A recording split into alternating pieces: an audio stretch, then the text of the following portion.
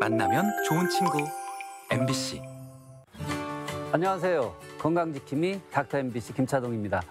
질환에 관한 다양한 궁금증 오늘도 여러분의 입장에서 꼼꼼하게 짚어드리겠습니다. 업무나 학업 때문에 오랜 시간 앉아있다 보면요. 목과 허리에 통증이 느껴지곤 하죠. 이 단순한 통증으로 끝나는 게 아니라 목 디스크와 허리 디스크 같은 질병으로 이어지는 경우가 많습니다. 이렇게 장시간 앉아있는 생활로 인해서 나타나는 질환을 부르는 말이 새로 등장을 했는데요. 바로 의자병이라고 합니다.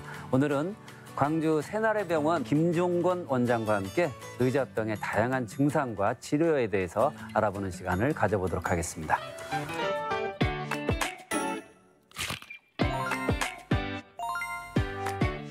직장뿐 아니라 집에서도 TV나 컴퓨터 앞에 앉아있는 일이 많죠.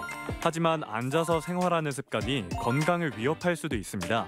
현대인의 고질병으로 꼽히는 의자병이 대표적인데요. 의자병은 무엇이고 또 치료는 어떻게 진행될까요? 신경외과 전문의 김중권 원장과 함께 의자병의 다양한 증상과 치료에 대해 이야기 나눠보겠습니다. 원장님 안녕하세요. 네, 안녕하십니까. 저도 처음 들어봅니다. 의자병.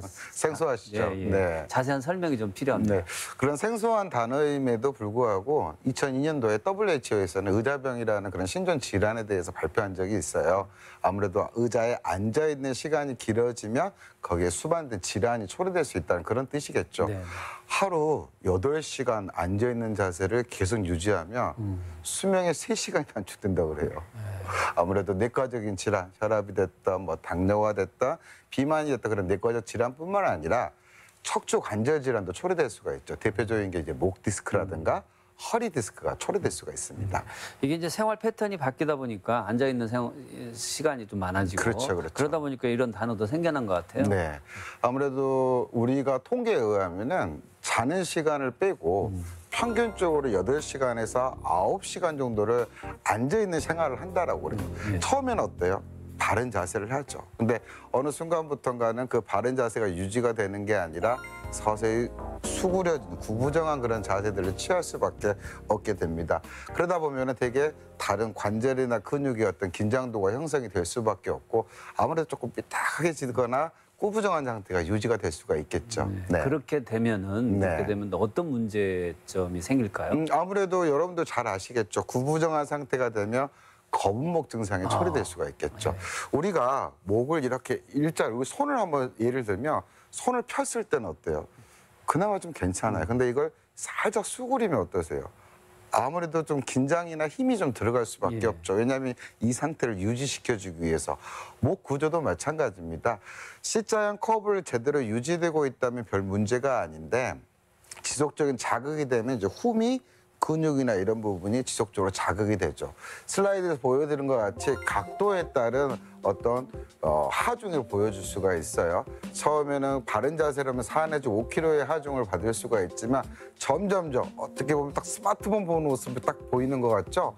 점점점 각도가 증가되면 거기에 대한 하중이 점점 더 커진다는 것을 확인할 수가 있죠. 네, 이 화면을 보니까 아주 극명하게 구분이 그렇죠. 되네요. 그러다 보면 아무래도 근육에 피로감이 생길 것이고 거기에 또 수반되는 통증이나 이런 부분도 나타날 수 있다고 생각하시면 될 것 목 같습니다. 디스크하고 거북목하고 차이가 있죠? 그렇죠. 네. 목 디스크는 여러분들 잘 아시다시피 뼈와 뼈 사이에 완충작용을 해주는 그런 구조물입니다. 그런 구조물들이 잘못된 자세라든가 생활 패턴이 지속적으로 유지가 되면 결국 변형이 생길 수밖에 없죠. 그 변형된 게 신경을 자극을 줘버리면 그것 때문에 이제 통증이 초래되는 거고 거북목증이라는 거는 관절이나 근육의 어떤 긴장도 때문에 나타난 통증이다라고 생각하시면 돼요. 그래서 정리를 하자면 목 디스크는 신경 자극에 의해서 나타나는 통증, 거북목증이나 일자목 같은 경우는 관절이나 근육의 긴장도 때문에 나는 통증이다라고 구분하시면 될 것 같습니다. 그 목 통증하면 이제 말씀하신 대로 목 디스크가 이제 가장 걱정인데요. 그렇죠. 네.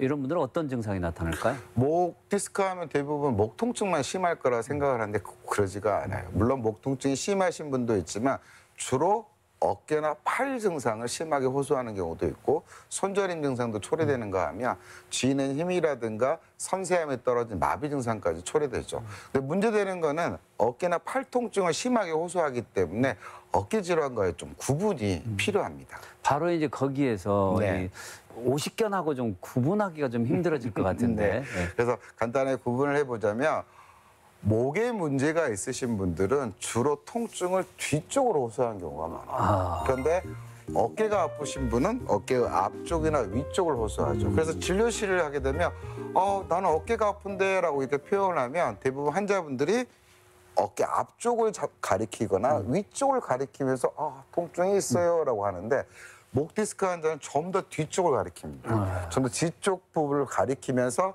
통증이 있습니다 라고 이렇게 표현하는 거고 목 디스크 환자는 팔을 올렸을 때 통증이 좀 더 완화되는 그런 느낌이 드는데 어깨에 문제가 있으신 분은 팔을 올릴 때 통증이 더 증폭되거나 팔 자체를 이제 못 올리는 경우가 있죠. 그러면 되게 어깨에 문제 있으신 분들은 이제 어깨가 제대로 안 올라가기 때문에 이런 자세가 취하게 되는 거예요. 다른 근육을 써가면서 이제 어깨를 올리는 그와 같은 패턴이 나타날 수가 있죠.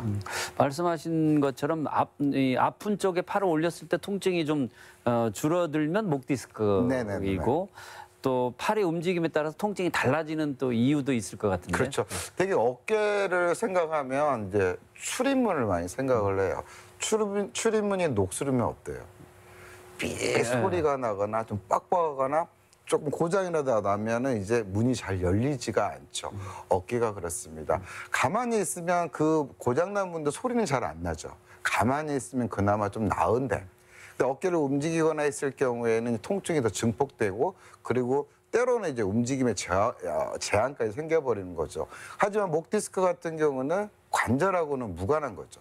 관절과 무관하게 신경이 자극해서 나타나는 통증이기 때문에 조금은 움직임이 자연스럽죠. 물론 목 디스크가 심한 경우에는 움직임이 저하될 수는 있으나 그렇지만 어깨와 상당히 좀 구분되는 면들이 있습니다. 네. 손이 저리거나 네, 또 네, 아프고 어깨가 또 아프고 이러면 이제 목 디스크 때문일 수도 있다 네. 이렇게 지적을 해주셨는데 그렇다면 목 디스크 치료를 좀 해야 될 것 같은데 어떻게 해야 될까요? 목 디스크 하면 일단 부담감부터 많이 생기는 것 같아요. 이제 또 뭐 보조기 수술하시고 난 후에 보조기 착용하는 모습이라든가 아니면 좀 마비 증상이 오면 어쩔 거라는 그런 걱정 때문에 대부분 치료를 주저하시는 분들이 있어요. 좀 안타까운 건 무슨 검사를 해보자는 거는 정확하게 원인을 파악하자는 거죠. 그래서 목 디스크는 무조건 검사뿐만 아니라 치료를 미룸으로 인해서 좀 더 악화되는 그런 패턴들을 볼 수가 있는데 목 디스크는 대부분 수술적 치료가 아닌 비수술 치료도 충분히 치료가 가능하기 때문에 치료 자체를 주저하지 않았으면 좋겠습니다. 그럼 치료 방법은 좀 여러 가지가 있는 것 같아요. 그러면 좀 하나 좀 설명 좀 해주시죠. 목 디스크는 4가지 단계의 치료를 하게 됩니다. 처음 증상이 심하지가 않은 경우에는 물리치료나 도수 치료로 목 관절이나 근육의 긴장도를 완화시켜주는 치료를 하고 그 치료 후에도 호전이 되지 않은 경우에는 신경 차단술이라든 비수술 치료를 하게 되고 좀 더 단계를 올리게 된다면 비수술 전문 치료에 고주파 수액 성형술 등을 실시할 수가 있습니다. 하지만 이런 치료를 충분하게 했음에도 증상이 호전되지 않는 경우 또는 마비 증상이 있는 경우에는 그때는 불가피하게 술적 치료도 고려를 해야겠죠. 그런데 이제 아무래도 많은 사람들이 이제 수술에 대한 두려움이 좀 그렇죠. 있고 그랬기 때문에 그 이제 비수술 치료를 원할 것 같은데요. 네. 비수술 치료는 어떻게 진행이 될까요? 되게 여러분은 되게 목 디스크가 있거나 허리 디스크가 있으신 분들은 한두 번 정도 주사요법은 해본 적이 있으실 거예요. 뭐 신경 차단술이나 신경치료에 그런 말을 하는데 되게 신경치료라는 거는 신경에 직접적으로 무슨 손상을 가해주는 그런 치료법이 아니라 지속적으로 자극이 되면 이게 신경이고 디스크라는 구조물이면 이게 지속적으로 자극이 되면 신경도 염증 반응이 생겨 붓겠죠. 신경치료라는 거는 신경의 염증 반응을 완화시켜주는 그런 주사요법이다라고 생각을 하시면 돼요. 하지만 그런 치료를 했음에도 호전이 되지 않는 경우에는 소위 고주파 수액 성형술이라는 그런 용어를 쓰는데 고주파 자체를 디스크 자체에 80도 열을 가해서 디스크 자체의 압력을 좀 감소시켜주는 개념이죠. 고주파 수액 성형술은 조금 용어가 좀 어려울 수가 있어요. 좀 더 쉽게 설명하자면 물풍선이 이렇게 있어요. 물풍선. 물이 이렇게 차 있어요. 이 물풍선이 터지려면 어떻게 해요? 물이 예를 들어 더 많이 차거나 외부에 충격이 가해지면 터지죠. 물풍선에 있는 물을 싹 뺄 수는 없어요. 싹 빼는 건 수술로 생각하셔야 돼요. 그런데 물의 일부분을 빼주면 어때요? 압력이 조금 감소가 되겠죠. 그 개념으로 생각을 하시면 될 것 같고, 또 때로는 고주파 수액 성형술이라는 시술을 받는다라고 하면 대부분 환자분들이 아프지 않느냐라는 그런 질문을 많이 하게 됩니다. 디스크는 그 안에 신경도 혈관도 아무것도 없어요. 조금 딱딱한 젤리라고 생각하시면 됩니다. 그 딱딱한 젤리가 신경을 자극을 주기 때문에 통증이 초래되는 거라 고주파 레이저 열을 가한다고 해서 통증이 증폭되거나 그러지는 않기 때문에 치료에 대한 그런 거부 반응 같은 건 하지 않으셔도 될 것 같고, 아무래도 시술 시간이 10분 정도밖에 걸리지를 않기 때문에 바쁜 직장이라든가 또 수술을 꺼려 하시는 분들한테 추천드리고 싶습니다. 네, 이렇게 비수술 치료를 했는데도 네. 뭐 호전이 되지 않는다. 그러면 이제는 단계적으로 하면 난이도가 수술까지 높아지고 해야죠. 수술까지 그렇죠. 가야 되잖아요. 그렇죠. 어떻습니까? 아무래도 단계를 하다 보면 도저히 안 되는 경우는 수술까지 치료를 하죠. 그런데 되게 우리가 목 어깨가 아프면 대부분 생각하시는 게 무조건 담 걸렸다는 생각을 하세요. 물론 그 말이 틀린 말은 아니죠.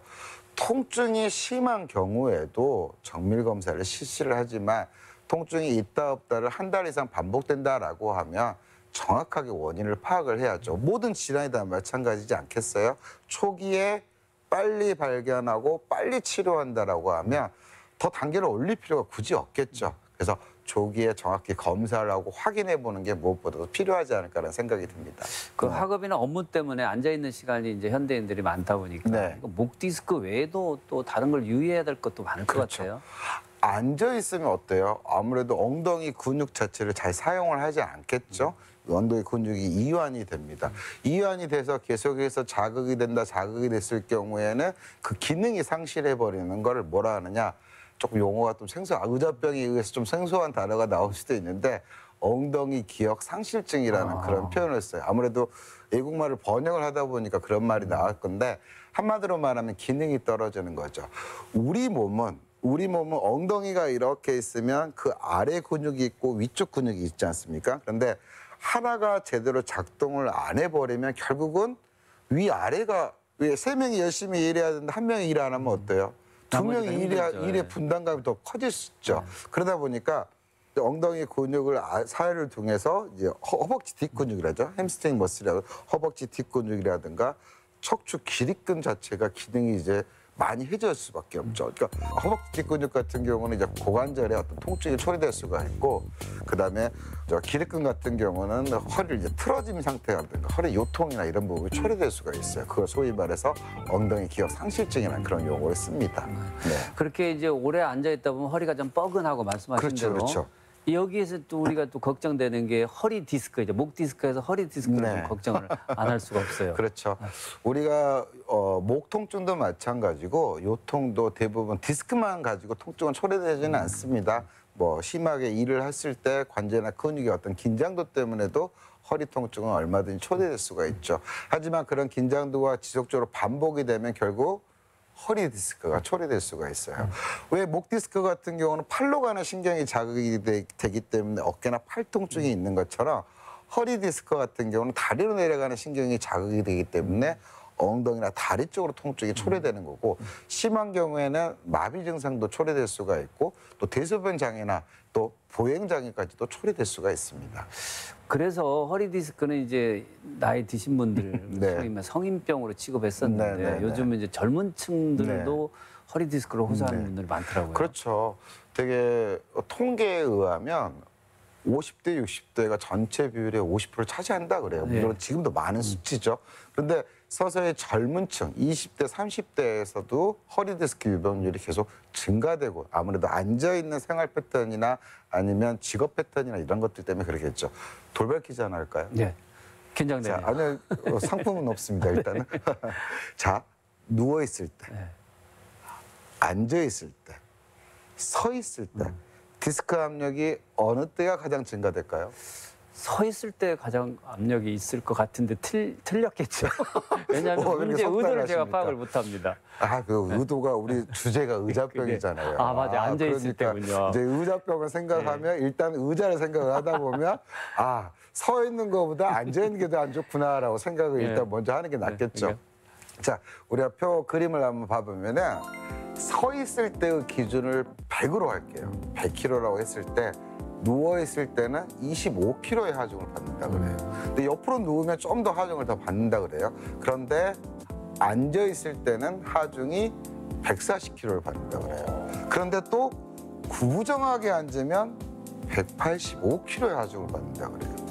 근데 거기에 플러스 주춤한 상태에서 물건을 들었을 때 270kg의 하중을 받는다 그래요. 그렇다라고 하면 구부정한 상태도 안 좋지만 구부정한 상태에서 물건을 들으면 서 있을 때에 비해서 2.7배의 하중을 받는다 그래요. 어마무시하죠. 그렇다라고 하면 우리가 이 표에서 느껴지는 게 있죠. 앉아 있을 때는 그래도 바른 자세를 취해야 되는 거고 우리가 물건 하나 지금도 이제 녹화 중인데 물건 하나 이렇게 떨어졌을 때 조금 귀찮으시더라도 옮겨서 뭔가 주워야지 그대로 무턱대고 이렇게 했을 경우에는 네. 270kg의 하중을 받을 수 있다는 거예요. 새로운 네. 사실을 알았습니다. 네.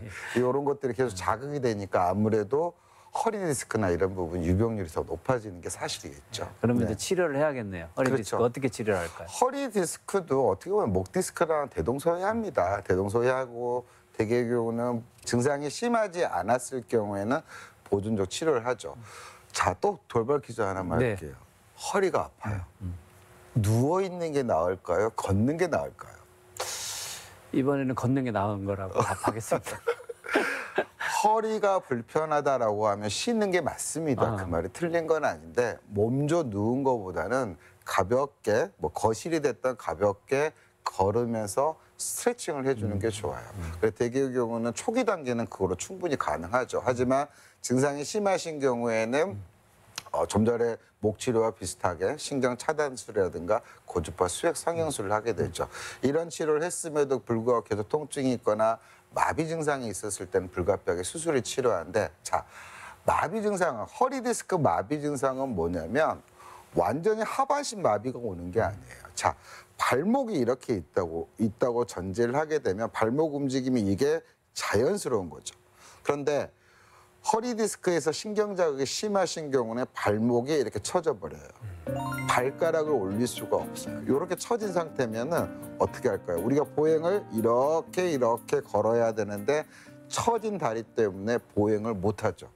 그래서 결국은 허리 디스크 때문에 보행 장애가 초래되는 거고 때로는 대소변 장애도 초래될 수가 있어요. 아니 허리가 아픈데 무슨 대소변 장애가 왜 초래되냐 생각하실 수가 있는데 허리 신경 아래에 그 아래쪽에 대소변을 관여하는 신경이 있는데 그 신경을 자극 주는 거 소위 말해서 마비총 증후군. 그러니까 그 아래쪽 이하가 다 마비 증상이 나타나는 거죠. 그래서 되게 대소변 장애가 생기는 건 뭐냐면 그 마비총 증후군이 생기면 이게 항문이라고 할게요. 소변이 됐든 항문이 됐든 우리 몸이 이렇게 조이고 풀리고를 합니다. 화장실을 참아야 될 때와 할 때 다른 것처럼 이 조임금이 달라져요. 조임금의 어떤 기능이 떨어져 버리니 이제 배설물이 나와버리는 거죠. 그런 대소변 장애까지 초래되는 경우도 있어서 이런 마비 증상이 있을 때는 그때는 응급하고 응급수술로 진행을 해야 됩니다. 네. 이거 단순하게 생각할 일이 아닌 것 같고요. 너무 제가 무섭게 얘기를 했나요? 아닙니다. 아닙니다. 네. 아까 그 허리 디스크 예방하는 자세 중에 이제 의자에 앉았을 때는 바른 자세가 네, 꼭 네, 필요하다고 그러는데 네. 그 밖에 주의해야 될 게 뭐가 있을까요? 양반 자세요. 말이 양반 자세니까 되게 고상한 자세로 생각하겠죠. 말 그대로 풀어간다면. 근데 양반 자세는 딱히 좋은 자세가 일단은 아닙니다. 우리가 요즘은 이제 의자에서 많이 생활하지만 이게 앉아서 이렇게 얘기를 하다 담소를 나누거나 했을 경우는 어때요? 서서히 숙여지게 됩니다. 그건 어쩔 수가 없는 거예요. 그런데 양반 자세를 하게 되면은 시간이 지나면 지날수록 허리가 숙여진 상태가 되고 그러다 보면 허리에 이제 과부하가 서서히 걸리게 되는 거죠. 가급적이면 앉아서 의자나 이런 부분에 앉아서 생활하게끔 권유를 했고 좀 전에 아까 그 허리가 받는 하중에 표에서도 보여드린 것 같이 바른 자세로 앉기를 권유를 하는 거예요. 구부정한 자세를 앉지 말고. 그런데 불가피하게 뭐 서서 일을 할 수 있는 것도 아니고 의자에 앉아서 일을 하시게 된다면 불가피하게 할 수밖에 없는 상황이죠. 그럴 때는 약간의 몸에 틀어짐이 있었을 경우에는 이런 스트레칭 패턴이나 이런 부분을 해주시고 괜찮으시다면 시간이 괜찮으시다면 1시간 정도 업무 수행하시고 난 후에는 가볍게 걸으면서 그와 같은 패턴을 해주는 게 무엇보다 중요하지 않을까 생각합니다. 우리의 양반다리 문화가 허리 디스크는 썩 좋은 편은 아니에요. 네. 식당 같은 데 보면 그래서 그런지 이제 요즘 많이 의자로 다 많이 이렇게, 바뀌었죠. 예, 네네. 맞습니다. 그 허리 통증에는 어떤 운동이 좋을까요? 되게 저는 이제 밸런스 근력 운동도 중요하지만 밸런스 운동을 대부분 많이 추천을 해요. 요가라든가 필라테스라든가 이런 근육의 어떤 긴장도를 떨쳐주는 그와 같은 밸런스 운동을 추천하는데 근데 너무 허리가 불편한데 요가 선생님이 이 정도는 스트레칭을 해줘야 돼. 너무 과도하게 하지 마세요. 네. 더 안 좋아질 수가 있습니다. 물론 제일 밸런스적인 운동도 중요하지만 또 관절이 되게 안 좋았을 때 추천한 또 운동이 또 수영이긴 해요. 네. 수영 같은 경우는 아무래도 여러 관절에 무리가 가지 않는 그런 패턴이기 때문에. 근데 수영은 어떻게 보면은 장소에 국한될 수밖에 맞아요. 없죠. 네. 집에 물 받아놓고 할 수는 없는 거기 때문에 장소적 국한이나 이런 것들을 생각한다면 가장 좋은 거는 걷기 운동. 걷기 운동은 저는 무척 추천을 합니다. 근데 사람의 욕심이 되게 끝이 없어요. 걷기 운동 열심히 하세요라고 하면 2시간, 3시간을 막 걸어다녀요. 많이 한 만큼 나는 허리는 좋아질 거야. 그런데 문제는 이제 계속해서 자극이 되면 관절에 무리가 갈 수가 있어요. 그래서 되게 논문에 의하면 30분 정도가 가장 좋다고 합니다. 길게는 1시간 정도, 30분에 1시간 정도 약간 빠른 속도의 걷기 운동이 허리 건강에 특히 의자병을 예방하는 데는 가장 좋은 운동법이다라고 이렇게 생각하시면 될 것 같습니다. 걷기 운동 강력히 추천해 주셨고 네. 마지막으로 또 의자병으로 고생하시는 분들에게 네. 끝으로 마무리로 당부 말씀 부탁드리겠습니다. 이 상황이 컴퓨터나 이런 작업들이 많다 보니까 앉아있는 생활은 불가피할 수밖에 없습니다. 업무를 하는데 계속 서서 업무를 할 수는 없는 거니까요. 하지만 논문에 의하면은 8시간 업무 수행을 하고 난 후에 3시간이나 수면 단축을 한다는 그런 무시무시한 발표가 있습니다. 앉아 계실 때는 도덕교과서 같은 얘기지만 바른 자세로 조금 더 엉덩이를 깊게 넣어준 자세를 취하셔야 될 것 같고 가벼운 스트레칭이라든가 운동요법, 특히 30분에서 1시간 정도 걷기 운동을 통해서 이런 의자병이나 이런 거는 충분히 예방 가능하고 또 관리가 필요하지 않나라는 생각이 듭니다. 네. 네. 이 시간에는 신경학과 전문의 김중권 원장과 함께 의자병에 대해서 자세히 알아봤습니다. 원장님 오늘 도움 말씀 감사합니다. 네, 감사합니다.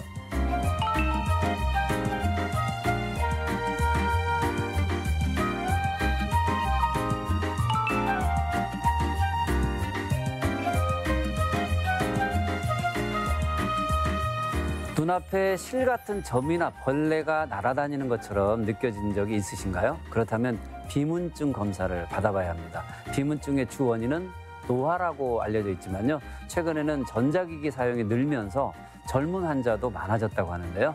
악화되면 시력에도 영향을 줄 수 있다고 합니다. 증상을 가볍게 여기지 마시고요. 정기적인 검사를 받아보시는 게 좋을 것 같습니다.